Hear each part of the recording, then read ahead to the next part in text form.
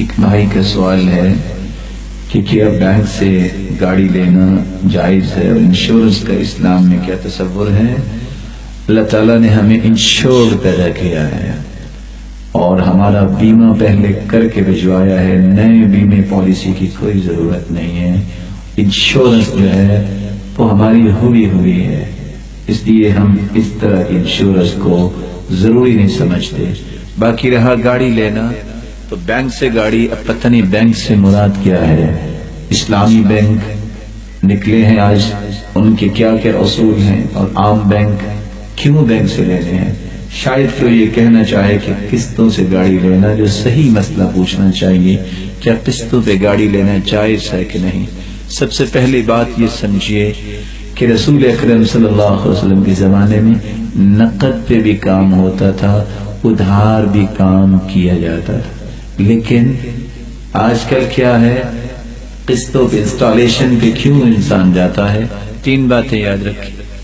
اگر کسی کی ایسی ضرورت ہے کہ پوری ہی نہیں ہو رہی، اس کے پاس مال بھی نہیں، پھر وہ چیز ادھار لے سکتا ہے، قرض بھی لے سکتا ہے۔ اس کے بارے میں احادیث اجر کی بھی آئی ہیں جو قرض دیتا ہے۔ دوسری بات، کل قرض جر نفعا بغیر عوض فهو ربا۔ کوئی پیسہ آپ دیتے ہیں اور بغیر محنت کے اس سے فائدہ آپ کو مل رہا ہے، پروفٹ ہی آ رہا ہے، اسی کو سود کہتے ہیں۔ آپ نے اگر کسی کو قرض دیا ہے، آپ نے کوئی ادھار کیا ہے، اس کا معنی تو احسان ہے، نیکی ہے، لیکن آپ کو اگر 30 دن کے بعد جو وعدہ تھا آپ کو اس نے قسط نہیں دی، پینلٹی کس چیز کی ہے؟ حدیث تو کہتی ہے من انظر معسرا، جو کسی کو ڈھیل دے دیتا ہے، یہ بہت بڑا صدقہ ہے۔ صدقے کا ثواب 10 گنے ہے، اور کہتے ہیں روایت کے لفظ ہیں قرض دینے کا ثواب 18 گنے۔ اور حدیث میں آتا ہے صحیح بخاری کی روایت، ایک بندہ قرض دیتا اور بعد میں اس کو ڈھیل دے دیتا، چلو پھر دے دینا اگر نہیں ہے تو۔ جب وہ آیا اللہ کے پاس کوئی نیکی نہیں تھی، ایک نیکی ملی کہ لوگوں کو ڈھیل دیتا تھا۔ پوچھا تم ڈھیل کیوں دیتے تھے؟ کہتا ترس آ جاتا تھا، کہا میں زیادہ حق رکھتا ہوں، جاؤ اسی نیکی کے لیے جنت لے جاتا ہوں۔ اس لیے بینک آپ سے جو لون لیتا ہے، جو لون دیتا ہے، جو ایک قیمت سے زائد پینلٹی ڈالتا ہے، اور پھر انٹرنل ایکسٹرنل آپ سے کچھ چارجز لیتا ہے، کس چیز کے؟ اور کسی وقت بھی آپ کو یہ خمیازہ بھگتنا پڑتا ہے۔ اگر آپ کی 1-2 مہینے بیماری آ گئی، کوئی مسئلہ ہو گیا، گاڑی بھی چھین لے گا۔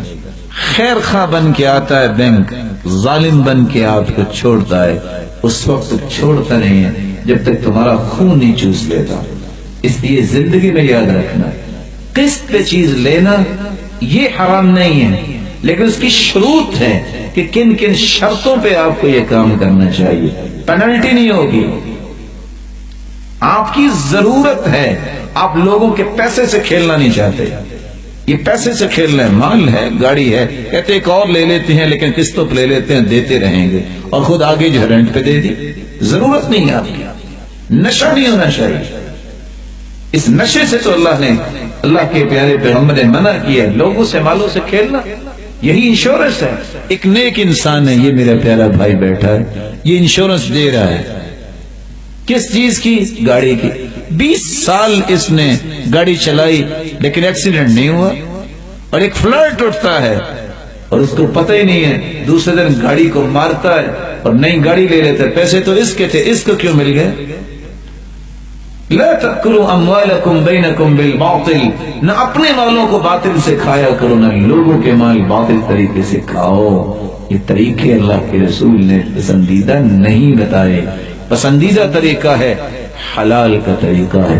اور یاد رکھنا، جس چیز کے بارے میں ڈکلیئر ہو جائے کہ یہ سود ہے، اور تمام کے تمام ڈاکومنٹیشن جو کی جاتی ہے اس کو دیکھ کے اگر طے کر دے علماء، تو میرے پیارے بھائیوں صرف 3 باتیں، درہم ربا، اشد من 36 زنیہ، 36 مرتبہ بدکاری کرنے کا جتنا گناہ ہے اس سے بڑا گناہ ہے کہ 1 درہم سود کا کوئی کھائے۔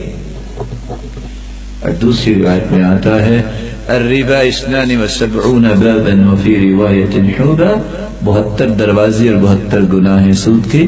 ادنا سے ادنا گناہ یہ ہے سود کا اتیان الرجل امہ، جو اپنی ماں سے بدکاری کرتا ہے۔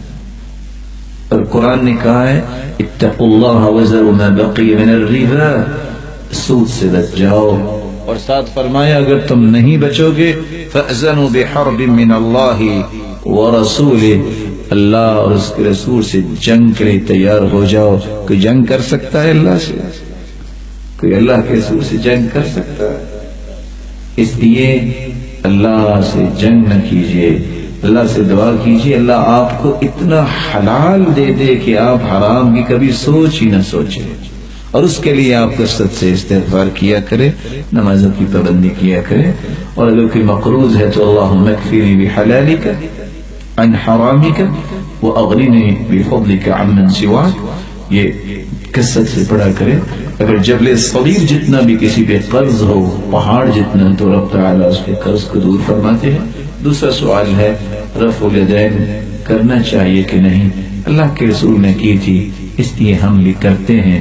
اللہ زندگی کے آخری سانس تک ہمیں توفیق دے، اور اللہ کے رسول کی بھی روایت جو صحابی بیان کر رہے ہیں تلخیص الحبیر میں فما زالت تلک صلاته حتى لقي اللہ، اللہ کے رسول جب تک زندہ رہے، جب تک دنیا سے نہیں چلے گئے، آخری نماز تک بھی آپ نے رفع الیدین کی ہے، اس لیے ایک مسلمان کو کرنی چاہیے۔ السلام علیکم ورحمۃ اللہ۔